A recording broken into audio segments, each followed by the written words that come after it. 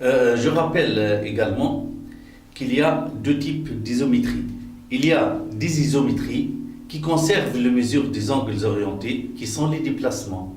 Il y a des isométries qui transforment les mesures des angles orientés en leurs opposés, qui sont les antidéplacements. Pour les déplacements, on a l'identité du plan, l'ensemble de points invariants, c'est tout le plan. Les rotations, par exemple, la rotation de centre I d'angle alpha, elle a un seul point invariant qui est son centre I. Et nous avons les translations de vecteurs non nuls. B. Donc, 3. Pour les antidéplacements, nous avons les symétries orthogonales. Une symétrie orthogonale d'axe delta. L'ensemble de points invariants, c'est delta. Tout point de delta est invariant. Ou enfin, les symétries glissantes. Les symétries glissantes n'ont pas de points invariants. D'ailleurs, ça a dit question montrer que cet antidéplacement n'a pas de point fixe. On démontre que c'est une symétrie glissante. Les antidéplacements font une symétrie orthogonale, symétrie orthogonale ou symétrie glissante. السيمتري glissante ما عندهاش point invariant. باهي d'ailleurs لهنا باش نركزوا شويه على les symétries glissantes. Alors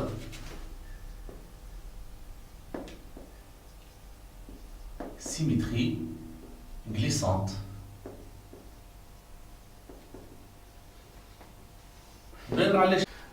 Maintenant, je vais vous donner une méthode pour la détermination de l'axe et du vecteur de la symétrie glissante. Vous allez voir. Alors, premier cas,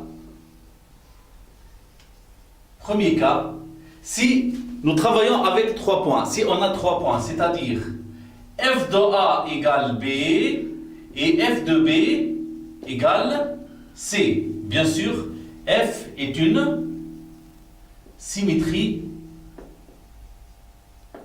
glissante. F est une symétrie glissante. On a f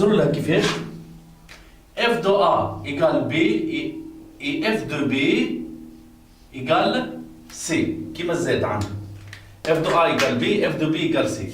Alors, dans ce cas, on détermine en premier lieu le vecteur, puis on trouve l'axe. Ben, nous avons f rang f, f est tu rang s delta. On peut l'écrire aussi, f est tu rang s delta. Z, on peut l'écrire. On va mettre une parenthèse, on va faire rouge. F égale tu rang s delta, rang f.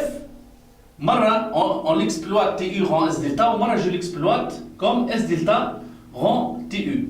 Nous savons que s delta rang s delta, c'est l'identité du plan. Donc, c'est égal à tu rang tu qui est t2u. Et par suite, nous avons f rang f de A, c'est égal à f de A, c'est B. Et f de B, c'est C. Donc, f rang f de A est égal à C. Et par suite, f rang f, c'est T2U. T2U de A est égal à C. Et donc 2U est égal à C. Et par suite,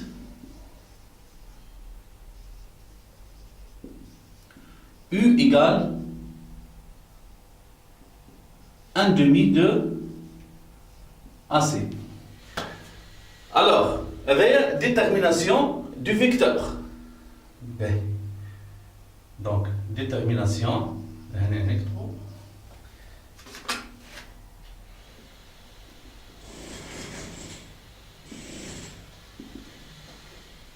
du vecteur. Voilà, je vais détermination de l'axe. عسوا معايا مليح تو تشوف شنو الفرق. Détermination de l'axe delta du vecteur U.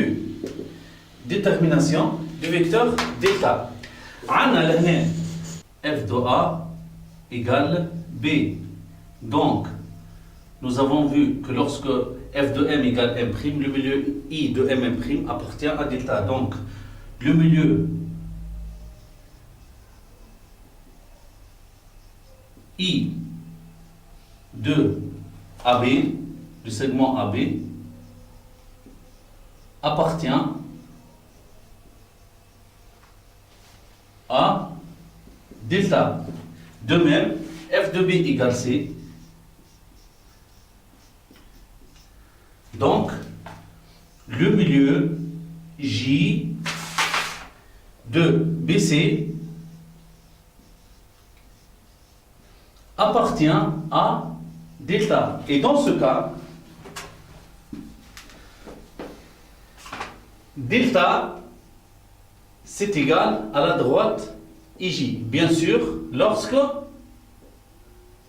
I est différent de J. إذا كان يجي في exercice يجيكم ال I est égal à J, c'est sûr في l'exercice يعطينا l'image d'un autre point, un point واحد آخر son image et on trouve معناها نلقاو روحنا في الكا دي I différent de J. باهي. هذا le premier cas. Deuxième cas, في le premier cas خدمنا 3 points f de A égale B et f de B égale C, A, B, C. Deuxième cas, هنا باش نلقاو F est une symétrie glissante. F est une symétrie glissante. Ben, et nous avons F de A égale B et F de C est égal D. Donc, في الحالة هذه غاديك عملنا détermination du vecteur en premier lieu. لهنا باش نعملوا détermination de l'axe en premier lieu. On détermine l'axe.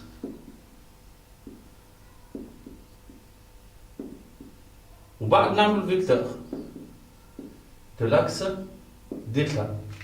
Donc, لهنا F égale TU rond S delta égale S delta rond TU, bien sûr, U directeur de delta est un vecteur directeur de delta.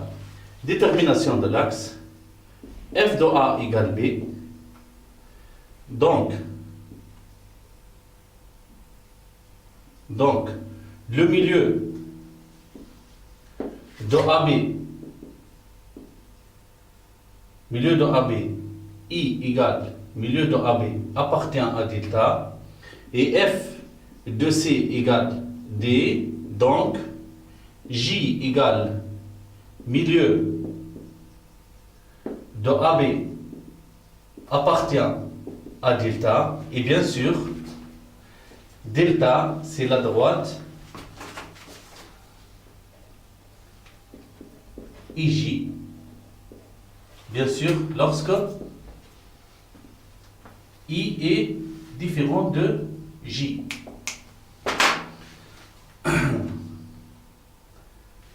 Bien sûr, le f de J et le milieu de CD appartient à delta. B.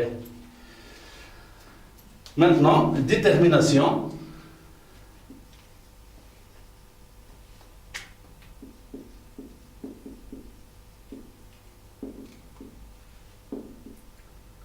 Du vecteur U de la symétrie glissante F. شوف كيفاش كلير قدامكم لهنا. Qui me donne 3 points f de A égale B et f de B égale C, on détermine en premier lieu le vecteur U ou l'axe delta. Deuxième cas, il y a 4 points f de A égale B ou f de C égale D, on détermine l'axe ou on détermine le vecteur. Donc pour la détermination du vecteur, en général في l'exercice qui يبدا delta لقيناه يبدا عندك un point en général K de delta. وإذا كان عندنا f de k égale L, nous allons obtenir L est égal à F de K. Et F de K, c'est TU rond S delta de K. Bien sûr, comme K est un point de delta, S delta de K, c'est K. Donc c'est égal à TU de K. شوفوا شو لقينا. لقينا TU de K est égal à L. Et par suite, U, le vecteur U, est égal à KL. Et voilà.